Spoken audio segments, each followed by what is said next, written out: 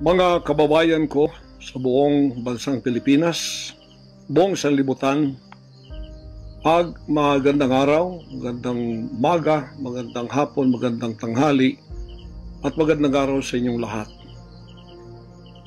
Ang pangungusap ko pong ito ay napakahalaga para sa lahat ng mga kababayan nating Pilipino na makikinig at manonood sa akin, although hindi nakikita ang mukha ko.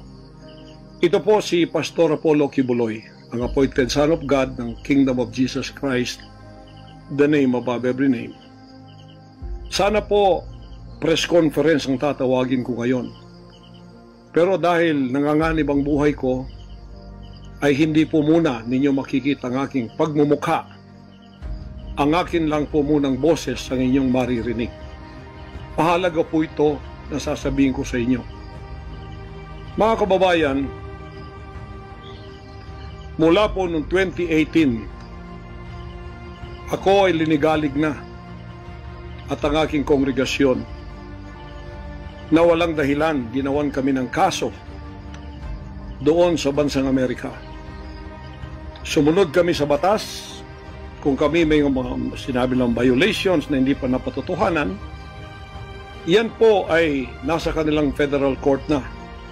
Kumuha kami ng 20 lawyer upang pag-usapan ang lahat ng kanilang akusasyon, which is about 43 counts. Lahat po yan ay merong 20 lawyers na nakatutok at meron na po kaming depensa.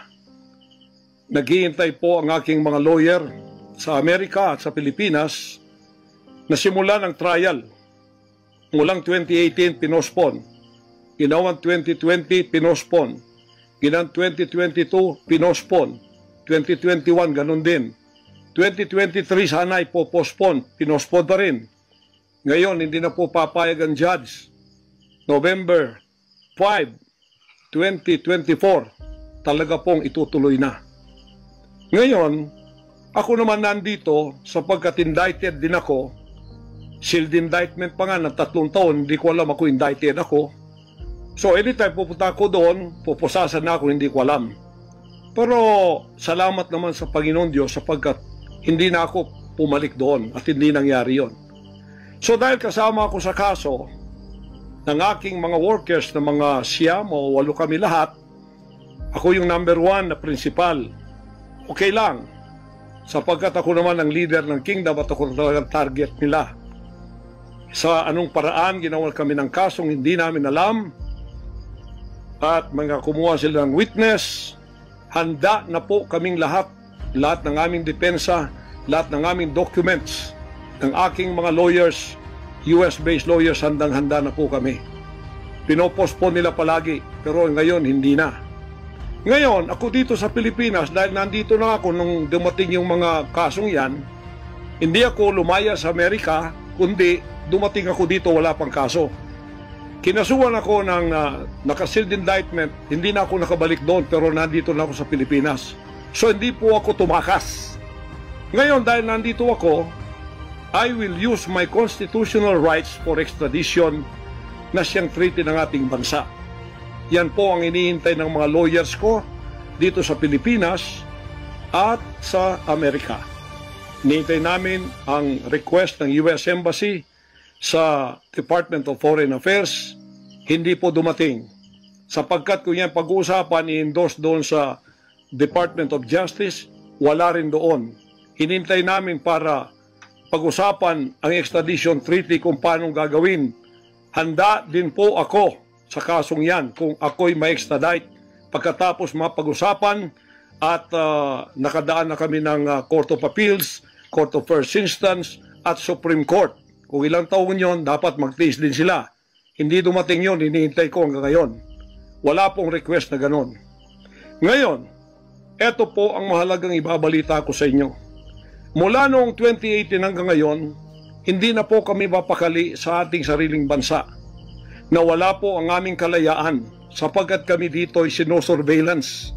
Sinosurveillance ako dito sa Pilipinas ng CIA at ng FBI. Sarili kong bansa, ako po ay nagtatago sapagkat liligwakin ako ng ganun-ganun na lang. Walang extradition process na gagawin. dumating po sa aming kaalaman sa mga sandaling ito from reliable sources. Correct me if I am wrong, but these are reliable sources na dumating sa akin na ayaw na raw po nila ng extradition treaty. Ang kanila daw pong gagawin ng CIA, ng FBI, ng US Embassy at State Department, kasabwat ng ating gobyerno, ng Pangulong Marcos at ng First Lady at kung sino pa man ang nasa gobyerno, ako ay rendition ng kanilang gagawin. Ang rendition, ang ibig sabihin po, anumang oras pwede lang pasukin ang aking compound at ako ay kidnapin. It's not only rendition, but also elimination. If it is possible, pwede nila akong i-assassinate. So, nandun po sa dalawang yun, kidnapping or assassination. Killing talaga, murder. Yun po ang dumating na balita sa akin ngayon from reliable sources. Kaya, mulang 2018, alam na po namin na may gagawin sila. Hindi lang namin alam kung paano sapagkat ang iniintay namin ay extradition sapagkat yun ang treaty natin. Ngayon, ito pong gagawin nila dahil hindi na sila dadaan doon ay illegal. Kidnapping or elimination or assassination. Di po ba sa atang sariling bansa ang aking constitutional rights na wala na? Sapagkat ako po ay binigay na sa kamay ng mga banyagang ito ng ating sariling gobyerno ni Pangulong Marcos at ni First Lady Araneta Marcos. Huwag kayong magkaila kung totoo itong sinasabi ko. Angkinin nyo, kung hindi, i-correct ninyo ako. Sapagkat ang buhay ko ngayon ay nanganganib. Kahit mukha ko, hindi ko pwedeng ipakita sa inyo. Sapagkat ako ay binigay na ninyo sa kamay ng mga Amerikano at gagawin nilang gusto nilang gawin sa akin sa aking sariling bansa. Ang aking 11 compounds, araw-gabi, sinosurveillan ng drone. Hindi po kami makatulog, hindi kami mapakali. Baka yung ginawa nila sa amin noong 2020 doon sa Amerika na bigla kaming pinasok, pinaggigibang pintuan, pinaggigibang lahat ng aming pamamahay sa loob, linigwak lahat, ay gagawin nila dito sa aming bansang Pilipinas sa aking mga compound. Saan man po ako naroroon, nandoon sila nakasurveillance sa akin at naghihintay na lang ng tamang pagkakataon upang ako ay kidnapin o kaya patayin o kaya i-assassinate na ganun-ganun na lang para mawala ako dito sa mundong ito. Na kanilang bakit ako naging hadlang, hindi ko alam. Hindi lang po yun mga kababayan, kundi ang aking leaders lahat kasama na sa elimination. Ito pong aking Board of Administrators, senior leaders, lahat po sila ay pwede na rin nilang patayin lahat. At pagkatapos hindi namin alam kung anong plano nila sa buong properties namin sa Kingdom Nation. Kahit bakit ganito sila kagalit at bakit ganito ang kanilang treatment sa akin na isang appointed son. Ang ministry ko po ay evangelizing the whole world with the Word of God. Hindi ko naman kasalanan ako'y maging kaibigan ng politikong tulad ni Pangulong Duterte, Vice President Sara. Taga Davao po kaming lahat. Lumaki kami lahat dito. Alam ko po ang aking mga kaibigan sila. Lumaki kami, mayor namin yan, prosecutor pa, naging congressman, naging president. Yan po ang aking pakikipag-ugnayan for nation building. Wala akong ibang interest sa bansang ito, kundi ang pagunlad. Ngayon, ako po ay inuusig. Ako po ay ginigipit. At ako po ay sinasaktan sa lahat ng paraan ng mga false accusation, false allegations na ayaw naman nilang pumunta sa korte. At pagkatapos, ayaw din nilang harapin, paharap itong mga false accusers na pinaggagawa nila to destroy my reputation para idamay sila Duterte family doon sa kapupuntahan ng mga investigasyong walang kakwenta-kwenta. Hinamon ko na kayo, punta kayo sa korte. Ayaw ninyo, ikaw, Risa Hontiveros, ikaw, kayong tatlo dyan na nasa kongresong puro leftist. Hinahamon ko kayo, sabi ko, pumunta kayo sa korte sapagkat ang SMNI walang kasalanan, ginurgur ninyo sapagkat idinadawit ninyo kami sa politika. Nalis ninyo ang aming malayang pagpapahayag, ang aming press freedom, pati ang liberty ko na, ang aking freedom, ang aking constitutional rights. Wala na po. Palagi kaming nagtatago. Palagi kaming lumilingon sa likod namin sapagkat hinahabol kami. Nakapalibot sa amin ng mga CIA, alam namin yon. FBI nandyan din. Pinag-usapan na ito dyan sa State Department. At ang reliable sources dumating sa akin. Ang ulo ko po ngayon, may patong na $2 million or 100 million pesos ang ipinatong sa ulo ko. Baka yan ay madagdagan pa kung may maunang makapatay sa akin. Ano ang nangyayari sa bansa natin? Ngayon, mga kababayan, ay meron pa pong gagawin daw sila sapagkat meron na daw silang search warrant. Pagkatapos daw, isi-search ang aming lahat ng compound. At hindi daw kami papayagan na merong witness na sasama. At ang balita namin, kung ito'y totoo, sa reliable source ay nagsasabi na paplantingan daw kami ng bomba, guns, and drugs sa aming mga compound. Yan po ay aming babantayan. Sinabi ko na po muna sa inyo dito sa live na to, para kung mangyari man ang mangyayari, sapagkat wala po kaming ganon, ay sila po may kagagawan nun.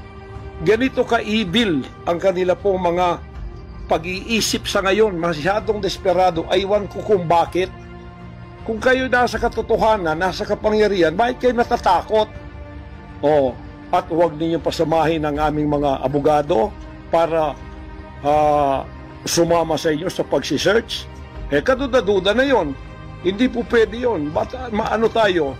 Bansang Hapon ng panahon ng giyera? Ano to, panahon ni Hitler? Na wala kaming pwedeng lawyer na sumama sa inyo? Kayo-kayo lang?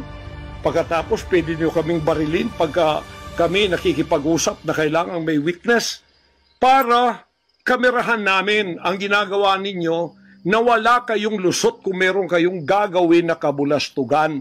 At pagkatapos, ipapatong ninyo sa amin. Pagka ito'y totoo, we will resist you. Hindi kami violent, pero hindi kami papayag na wala kaming mga witness na sasama sa inyo.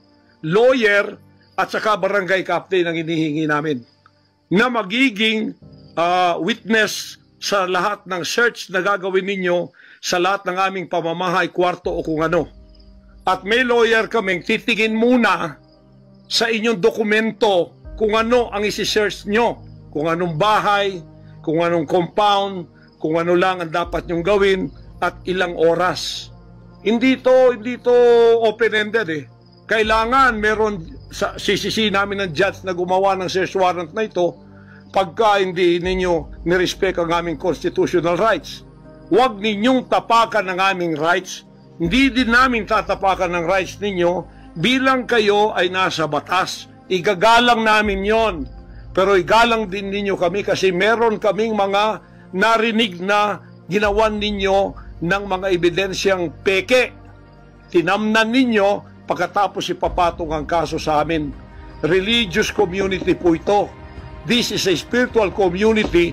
Once tumapak kayo dyan sapagkat kayong nagdadala ng batas, respetuhin ninyo.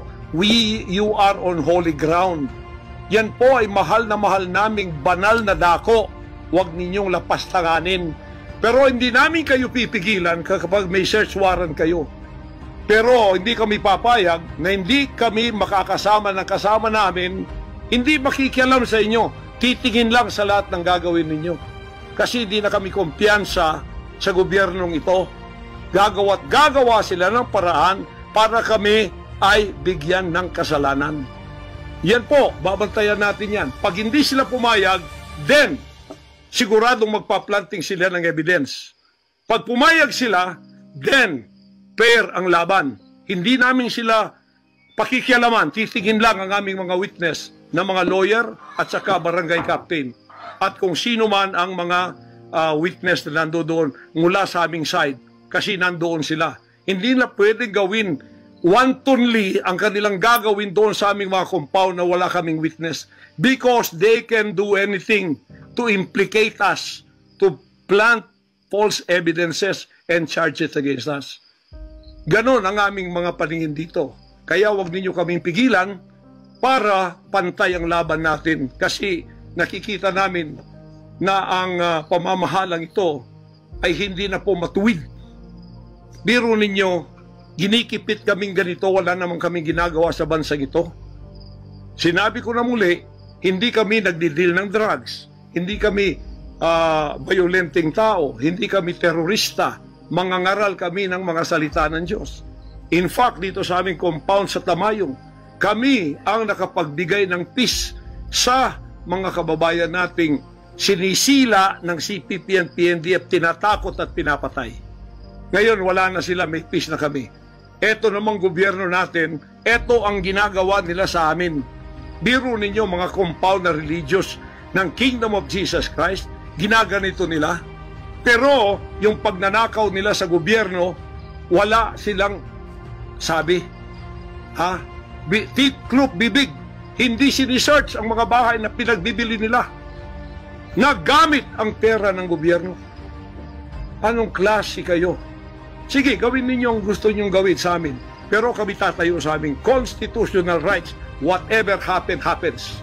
Tatayo ako sa kalayaan ko sa bansang ito na pinakamatyan ng aking mga national heroes. Yan mga kababayan, bantayan po natin. Hindi po ako magpaparesto sapagkat ako po ay siguradong papatayin. Kasi rendition na ang kanila, hindi na po extradition. Kaya wala na akong kalayaan at wala na po akong depensa sa sarili ko, kundi ang Panginoong Diyos lamang. Kung paano itinago ng Diyos si Elijah sa evil woman na si Jezebel, nang nagpakain sa kanya ay mga ibon na lang. Ganon din ang gagawin ng Diyos sa akin.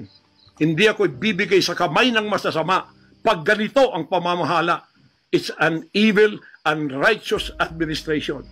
I am telling you that. Sa bantayan natin to mga kababayan ko. 73 years na po ako. Magse-74 years na ako dito. Lahat ng administrasyon na daanan ko na. Lahat ng mga naging pangulo, mula kay Diosdado Macapagal, mula po sa malit pa ko kay Magsaysay, kay Carlos P. Garcia, kay Diosdado Macapagal, kay Marcos Sr., kay Cory Aquino, pagkatapos kay Ramos, pagkatapos kay Gloria Macapagal, pagkatapos kay Erap, pagkatapos kay Ramos, pagkatapos si Aquino, Noynoy, pagkatapos ang ating Pangulong Duterte. Wala po kaming nadaanan ganito na ginikipit kami sa aming sariling bansa ng mga dayuhan na kasabwat ang ating pamahalaan na aking sinuportahan pa naman noong nakaraang eleksyon. Tandaan mo, President Bongbong Marcos, First Lady Lisa Marcos, pati ikaw Martin Romualdez, hindi kayo dyan ngayon kung hindi kayo tinulungan ng SMNI at ng buong sangkatauhang Pilipino. Naniwala sila sa amin sapagkat ang SMNI lamang ang may credibility noong panahong yon hanggang ngayon. Ngayon, anong ginawa ninyo? Pinaggagawan ninyo kami ng kasalanan, inilagay ninyo kami sa kahihiyan, pagkatapos ibinilanggo pa ninyo ang dalawa naming mamamahayag, pagkatapos inaapi ninyo kami ng ganito-ganito lang. Ang aming pong tolerance, it has come to the rim. Our tolerance has been to the roofs already. Alam ninyo, hindi na po biro itong nangyayari sa bansang ito. Kung pababayaan po natin ang ganitong mangyayari na ang mga dayuhang tulad ng Amerikano, CIA, FBI, State Department, US Embassy, gigipitin tayo with the connivance of our own President and First Lady and other members of the Congress. Kung pababayaan natin ito, nangyayari sa isang Pilipinong tulad ko na gumagawa ng kabutihan, trying our very best para makatulong kami, humanitarian, Children's Joy Foundation, dinemonize kami, kinriminalize kami. Biro nyo, ginagawa niyo dangerous criminal organization ang Kingdom of Jesus Christ. Buong sanlibutan, ang akin pong 38 years na munga ng mga 6 hanggang 7 milyong kaluluwa na niwala sa katuwiran at nagbago ang buhay. Ngayon, ginaganito niyo ako ng dahil sa inyong politika na ang aking itinataas naman ay mga leader na tama tulad ni Duterte. Kasalanan ko ba yun na maniwala ako sa isang leader na matuwid at akin siyang itaas? Pagkatapos ganito kayo kadesperado para ako'y patayin at ang lahat ng aking mga senior leaders papatayin din, hanggang yung mga leaders na pwede pang pagkatiwalaan papatayin ninyo, and then you take over all of our properties and compound. Pagkatapos lilinlangin ninyo ang mga tao, pagkatapos magtatayo kayo ng sariling korporasyon, i-incorporate ninyo doon ang lahat ng properties na pinaghirapan, blood, sweat, and tears ng aking mga members all over the world. Tapos biglang-bigla ililipat ninyo doon sa inyong bagong korporasyon at pagkatapos itataas ninyo ang kamay ng isang tao tulad ni Bandari at sasabihin niyo, ito ang leader ninyo ngayon. Ano ang Kingdom of Jesus Christ? Political government? Hindi po ganon. Mangyari ng mangyayari. Hindi po papayagan ng Panginoon Diyos ang mga bagay na itong nangyayari sa ating bansa sa mga sandaling ito. Kung ako, mabuting tao, kung ako nangangaral ng katuwiran, kung ako tumutulong ng kusang loob at hindi nagpapautang loob kanino man, ginaganito ako, sino pa kaya kayo, mga kababayan ko? Bumukas na po ang mata natin, magkaisa na tayo at alisin ang evil administration na ito na siyang ginagamit ng masamang espiritu upang ang kadiliman ay bumalot sa buong bansang Pilipinas. Alam ko, mahal ninyo ang Pilipinas, mga Pilipino. Naghihintay lang tayo ng tamang pagkakataon. Meron pa bang ibang pagkakataon? Tingnan niyo nangyayari sa Kongreso. Tingnan ninyong korupsyon. Tingnan ninyong droga. Mismong ating presidente, mismong kanyang pamilya, inakusahang druggists, inakusahang mga drug addicts. Wala tayong ginagawa. Mismong Pangulong Duterte na nagsabi niyan. Mismong naririnig natin araw-araw, durugista siya. Pagkatapos, kami pa ngayon ang inaapi-api sa aming paglilingkod. Pagkatapos sila ay mga kriminal na nakaupo dahil may kapangyarihan. Kami ngayon ang liligwakin nila. Hindi ba yan karumal-dumal sa harap ng ating Panginoon Diyos? Hindi ba yan ay isang pamamahalang hindi tama? Si Nebukadnezar, pinakain ng damot, ginawa siyang hayop. Ang kanyang anak si Belshazzar, nakakita ng handwriting on the wall. Pagkatapos, inalis ang kaharian sa kanya at ibinigay kung sino ang magiging matuwid na haharap sa Panginoon Diyos. Anong tingin ninyo sa akin bilang pastor? Dinemonize. Ang reputasyon ko pinagsisira. Ngayon, hindi na ako buhay. I am a living dead. Kung walang Panginoon Diyos sa akin, pinatay na ako sapagkat lahat ng gadgets nasa sa kanila. Lahat ng gadgets ng Amerikanong yan nasa sa kanila. CIA, FBI, at sino pa ang kanilang mga galamay dito na pinagbibili na nila. Ako, hindi ako drug lord. Ni minsan hindi ako nakatikim ng droga. Mulang-mula pa, inialay na ako ng aking ama na maging isang ministro ng banal na kasulatan. Hanggang ako'y lumaki, hanggang ako'y naging 74 years old, hindi ko po na-enjoy ang aking kabataan sapagkat hindi ako nagliwaliw. Ako po'y nangaral. 50 years na akong nangangaral. 38 years in the kingdom ministry. Ni isang sigarilyo hindi tumama sa bibig ko. Ni maliit na bisyo hindi ko pinasok. Ako po ay hindi nag-asawa. Ngayon, inaakusahan ako ng napakaraming babae.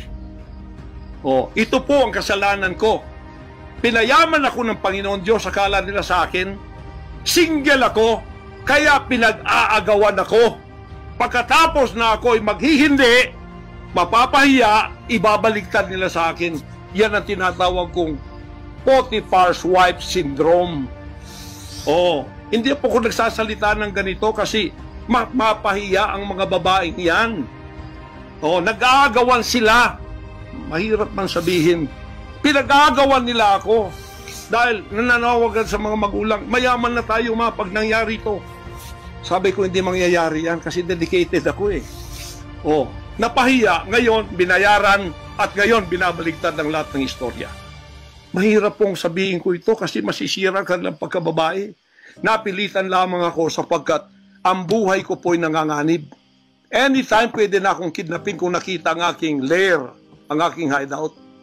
Anytime pwede na akong ligwakin. Ang aking mga BOA leaders, hindi na po natutulog sa compound. Kung saan-saan na lang po mga membro kami natutulog. Doon sa mga payak na mga bahay, doon sa mga bahay na hindi kilala. Sapagkat lahat po kami nakalista na, napapatayin, gugurgurin. Wala po silang takot kasi nasa kanila daw ang kapangyarihan. Mahal kong kababayan, nagtatago ako sa kakisariling bansa. Sariling mga compound namin na pinaghirapan. Hanggang kami na ako saan nagpapalimos. Pero yung amin pong sinusulisit, tingnan ninyo ang humanitarian na ginagawa namin. Ni 5 wala kaming ninanakaw. Yung mga volunteers ko, walang sweldo. Araw at gabi. Sapagkat nakikita namin ang mga kabataang Pilipino pinabayaan ng mga politikong yan. Kami po nagsasacrifice para mapakain sila, mapaaral nang wala pong bayad. Pagkatapos, ang kababayan nating nalipusta, kalamidad, walang tumutulong. Kung may tumutulong man, politika at may kabayaran. Nagtitiis po kami sa mga pag-alipusta. Sa paninira, inaangkin namin yung kasi malaki ang ganti namin sa langit. Ngunit pagka nakasalalay na ang ating mga kalayaan, lalo na sa kamay ng mga banyagang ito, na wala naman tayong ginawang masama sa kanila, tumutulong pa ako sa Amerikang yan. Nagdodonate ako doon sa malalayong lugar tulad ng Appalachian na hindi nakapag-aral ang mga bata. Bumili kami ng napakalaking library para sila'y makapag-aral. Mga Amerikano po yan. Kinikilala ba nila yon? Kung nagseselo sila sapagkat ako'y umusbong sa bansang Amerika, problema na po nila yon. Kung ako binigyan ng ama ng isang sasakyang panghimpapawid para hindi ako madelay sa aking worldwide na gawain, kasalanan ko ba yon? Kung ako binigyan ng pampalipad na helicopter dito para mapuntahan ko lahat ng aking satellite sa buong Mindanao, Pilipinas, kasalanan ko ba yon? Kasalanan ko ba na ako'y magkaroon paaralan para makapag-aral ang mga bata na walang bayad? Kasalanan ko bang mayroong SMNI para hindi mabayaran?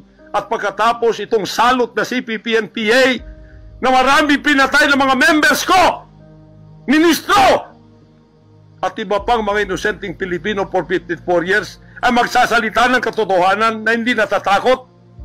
Ngayon kami ang tinatakot ninyo, nililigwak ninyo. Anong klase kayo? Kung hindi kayo tatayo ngayon, mga kababayan ko, sapagkat ako'y living dead na, wala nang kwenta itong buhay ko, iaalay ko ito sa bansang Pilipinas. Ako ang mamumuno upang tayo ay magkaroon ng kalayaang muli. Unang-una sa akin, sa aking kababayan, sa Kingdom Nation, sa aking mga leaders na papatayin din, at sa lahat ng Pilipino nagmamahal ng kalayaan. Tatayo ako! At ako ang mamumuno sa bansa ito para sa katwiran at takot sa Diyos, para ibalik ang ating kalayaan at ang ating kaligtasan mula sa kamay ng mga banyaga na pinakabatyan ni Rizal, nila Bonifacio. Gayon ang panahon ng pagtayo. Ayaw ko pong gawin ito. Hindi ako politiko. Ang misyon ko ay isang pastor, isang alagad ng Diyos. Appointed son, magligtas ng kaluluwa. Ngunit hindi nyo kinilala yon. At ngayon sinisikil ninyo ang aming kalayaan na ma-enjoy namin ang labor namin for 38 years. Blood, sweat, and tears. Ang gabi ginagawa naming araw. Hindi kami nagmolestiya ng ibang tao. Lumago ang bansang Korean. Ngayon, you are envying in jealousy. Gusto niyo kaming i-put down. Mapipilitan akong pupunta at mamumuno sa bansang ito para sa katuwiran. Sasabihin ko sa inyo, pag ito'y kalooban ng Diyos, gagawin ko. Ngayon din, sapagkat ang buhay ko ay wala ng kwenta. Papatayin din naman nila ako. Ngayon, tatayo na ako para sa kalayan nating lahat. Mahal kong mga kababayan, ito po ang mahalagang mensahe ko sa inyo sa mga sandaling ito.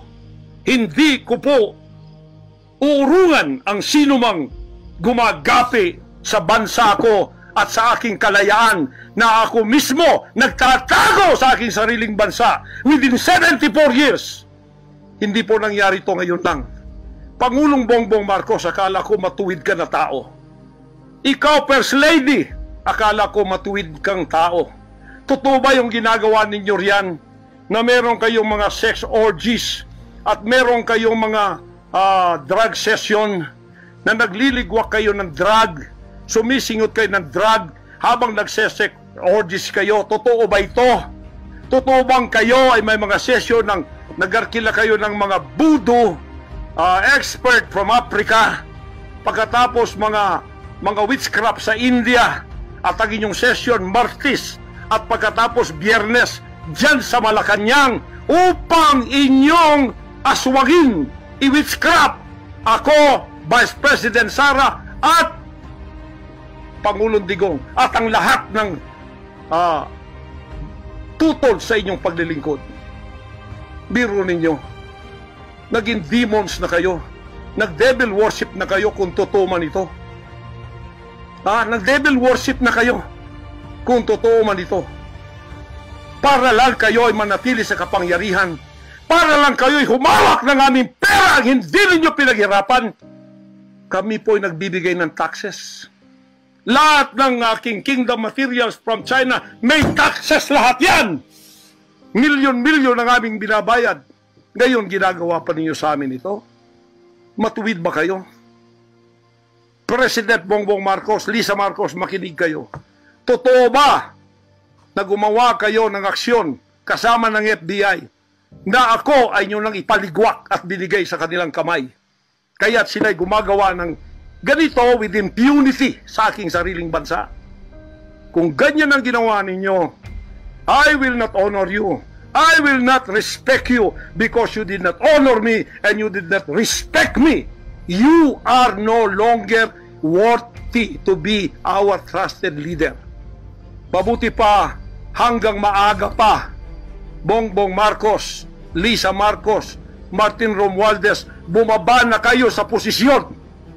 Mag-resign na kayo sapagkat hindi hihinto ang tinig na ito habang naririyan pa kayo. Mga kababayan, tatayo ako sapagkat patay naman lang din ako. Tatayo ako hanggang buhay pa, hanggang may hininga pa ako para sa natitirang buhay ko ay magkaroon naman tayo ng boses at magkaroon ng kahit munting kalayaan na lang mula sa mga banyaga na kasabwat ang mga makapiling Pilipinong ito na itinayo natin sa kapangyarihan. Akala natin ay maasahan natin sila. Mga demonyo pala. Sorry to say that, but that is the truth. If that is not the truth, then tell me. And you cannot judge me. You cannot condemn me. I am dead already. I am a living dead in your book. CIA, FBI, State Department, USA. Gawin ninyong gusto ninyo. Ngayon na nakapagsalita na ako, lalantad na ako. Hindi na ako natatakot. Ako ay handa sa glorification. Kung ang glorification ko ay mangyayari maging glorified body ako, hindi ko tatablan ng bala.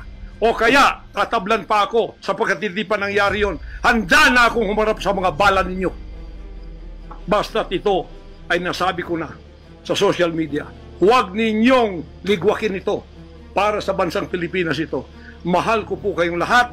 Pagpalain natin ang ating bansang Pilipinas, pagpalain tayo ng ating buting Diyos, pagpalain at ipigay natin ang lahat ng kapangyarihan sa Kanya. At tandaan ninyo ito, hindi mananaig ang kadiliman sa bansang ito habang may boses na ganito. Sumunod po kayong lahat at tayo ay magkaisa ngayon para itaas ang bandila ng kalayaan ng ating bansang ibinigay ni Rizal ang kanyang dugo. Ibinigay ng ating mga heroes ang kanyang dugo. Ngayon, itong mga slaves na to ay hawak ang liig nila ng mga banyaga at tayo'y ipinagbili na sa kanila. Hindi ako papayag hanggang ako'y may buhay at hilinga. Total, patay naman din ako sa inyong libro. Okay na ako sa buhay ko. Masaya na ako.